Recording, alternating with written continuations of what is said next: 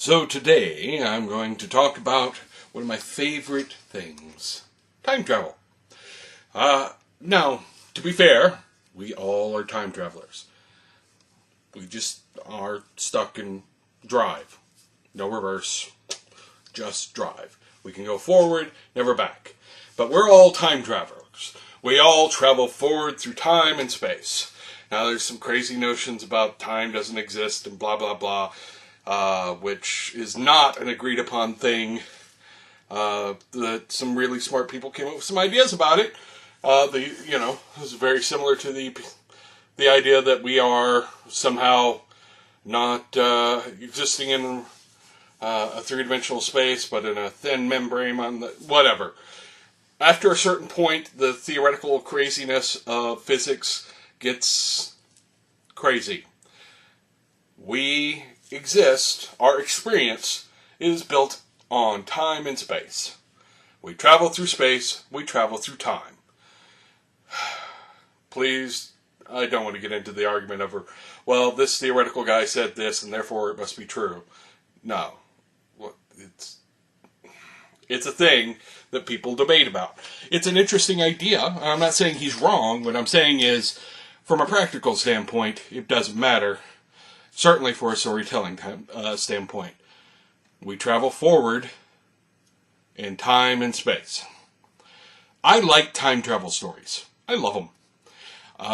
If they're well done. If they're goofy, I'm not a big fan of them. The one exception being Doctor Who, which is often goofy, but I don't care. It's still fun. But good time travel stories are really hard to do in fiction. And film and television, of course. But they're also exceedingly hard to do in a game. I've run a couple of games, tabletop games that involve time travel. There have even been games published with that as an idea, like, Continuum. Continuum was built on the notion of accruing chronal debt. I'm going to go back and learn how to do this thing 2 weeks from now, so I can have access to it now. Yeah, it doesn't make any sense. But it was a neat idea. It was a neat concept for a game, and I wouldn't mind seeing somebody sort of revisit that. But doing a game with time travel is hard, and it boils down to understanding a couple of things. First off, causality. Understanding that things happen a particular way because of the things that cause them to happen. Which sounds weird to say out loud, but you can't really go back in time or take your characters forward in time and see what the characters are going to do in any kind of detail, because you don't know what they're going to do. And if you do show them what they're going to do, are they doing it, if they do it eventually, are they doing it because they saw the way you showed it? Are they deciding, alright, we're going to do it that way because that's how we did it? Causality being weird. The other end of that is, games involve choice. In fiction and such, the choices are all made by the writer. The creator is making all the choices for the characters. Yes, there's this notion that somehow the characters exist separate from the creator. No, I've never never been able to buy into that notion. Truth be told, your characters are at best manifestations of your subconscious. You may not understand why you wrote a character to do things, but the character did things because you made it do it. So you can control what happens in fiction. You can't actually control what the players do. You can give them guideposts and hope they follow them. But actually creating a time travel story where you show what they'll do in the future and then going back to the past and expecting them to reach it is a bit weird. It doesn't really work well. I've done it once, and only once, and really it involved a fair amount of railroading and outright manipulation.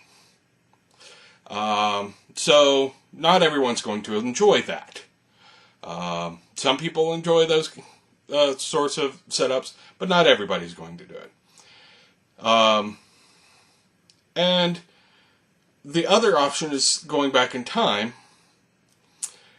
Now, going backwards in time and showing, going back to the past and seeing how the past played out, or going back to the past and expecting them to do things that won't have influence on how things play out in the future. You can do this if the past is vague. If there is a section of the past that is unknown. Here's this, you know that something happened at this point, but you don't know what it was, and there were mysterious people that showed up, and they did stuff, and it had an effect. Okay. That is good fodder for travel back in time and have the characters interact. Because they don't know exactly what's going to happen, but their presence in the past causes the future that they, or at least doesn't change the future that they came from. They were sort of factored into history. The other option there is to rewrite history based on the stuff that they did.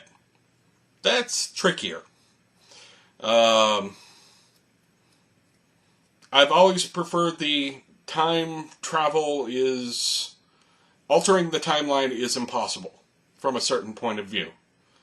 If you're traveling from the future to the past, you can't change the past. You can change your future so long as you don't know what it is. If you travel back in time to kill your dad, something will prevent you from doing it. It's not that the universe has some sort of malicious will that prevents it, although I've read a cool story that was sort of, the premise was the universe would murder you if you got too close to figuring out time travel. But it's not that the universe is going about killing you. It's that going back to kill your dad has already failed because you're here. Causality is in place. So when you went back in time, something happened that prevented you from doing that. There is the other way of doing it, which is sort of the lazy way to do it, I guess, where you go back and change the past and you create the new future, and you can see the new future, but you can't go back and see your original, you've destroyed the possibility of your original thing. You now live in this new thing, and the new past, and you're somehow outside it. You don't remember it, doesn't destroy you. There's also a couple of other lazy notions, like, ooh, you've killed yourself in the past, so you're gonna fade out of existence, and no, that's dumb. Don't do that. I mean, you can do that. I'm not going to tell you can't do that because, well, people have written those stories. And people can play games with that story. So, yes, you can do that. But I'm going to advise you not to do that, okay? Try and put some thought to making the time travel story tight. But by doing that, you make it hard on yourself to be running a cool game. Because the game, if you take control, if you take agency away from the players, they don't tend to enjoy that much. Not as a general rule. So if you've defined this is the course of the adventure, and it's time travel, so it has to happen this particular way, the PCs may buck at that. They may not enjoy that. So you might want to try giving yourself a loose field to play in. Either, create the alternate reality, or play with a vague point in history and make it so that their actions are what caused the current timeline that they know. Or try and make your hints about their future vague enough that it can be true no matter what happens. One example I have from a game that I ran, and this is kind of an interesting thing. One thing I did was I sent them forward to stop a ritual in the future from happening. And they succeeded. And at the end of the ritual, they saw a sword coming through a door to sort of cut through the bar that's holding the door shut. So they run and they go back in time to their timeline. And then they go through their adventures until they get to the point where they have to go stop some terrible thing from happening. And when they get there, they realize they've already stopped it. And to get into the room, they had to stick a sword through the door to chop through the bar that was holding the door closed. So their past selves saw their future selves trying to break into the room. And they just didn't realize it. That depended a lot on knowing the players and knowing how to sort of manipulate their reactions. And there was a certain amount of railroading, I will be honest, to get them to that point. It was not a very sandboxy kind of adventure thing going on there. But when the players realized at the end what had happened, they were like, wow, okay, that was, wow. Yeah, that was, it gave them the brain burn that thinking about time travel is supposed to give you, and that was satisfying. That was the reaction I wanted. As with all games, figure out what reaction you really want and tailor it to fit. But time travel has a lot of really cool elements to it, makes for good stories, and I really think that there's more space to play with in time travel games. More to the point, playing with time travel in games that are not necessarily set up for it. D&D being a classic example. A friend of mine wrote up the rules for a time-packed warlock at one point, where your powers were time-based and you were a warlock in 4th edition. I thought that was really cool. I could think of a lot of ways that you could do that and have a lot of fun with it. Have it as a plot element. Have it as a thing that you play with as a story element in D&D. You could do it in a number of games where time travel sort of allows you to play with the narrative in a way that you wouldn't have played with it before.